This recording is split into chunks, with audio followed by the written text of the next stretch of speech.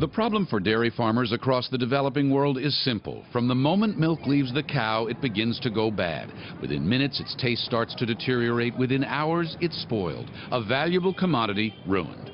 To solve the problem and bring better nutrition to one important region, these two MIT grads are pursuing an idea they brought to Planet Forward. It's already having a powerful impact. In India, there are thousands of farmers that have maybe 2, maybe 5 cows. A lot of this milk comes through the dairy processing plant without being refrigerated at all. Here in the U.S., with plenty of power to drive refrigeration units, this is less critical. But in India, where the power grid only works a few hours a day and seldom during milking times, the big dairy processors literally race against time to get to a cooling center. Promethean Power's big idea is to cool the milk at its source, using a device that converts electricity, when it's available, into a battery that stores the cold in a special fluid and releases it when needed. Basically, we freeze and melt some material inside this battery.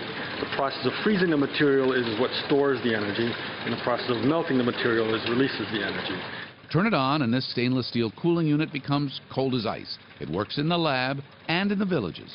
The units are expensive, though, about $10,000 each, but the customer isn't the poor farmer. It's the big processing companies that buy milk from tens of thousands of villages. They'd much rather have the milk safely cooled at the source than race the clock. You know, typically, a dairy processor has always placed technology like a milk chiller 30 kilometers, 40 kilometers outside of that village. Now, this is the first time where we're enabling a dairy processor to put the technology at that village, at the source where they're milking the cows and buffalo. And that means Promethean's problem now is an enviable one, manufacturing enough of their units to meet demand and the needs of a market as vast as India's dairy industry.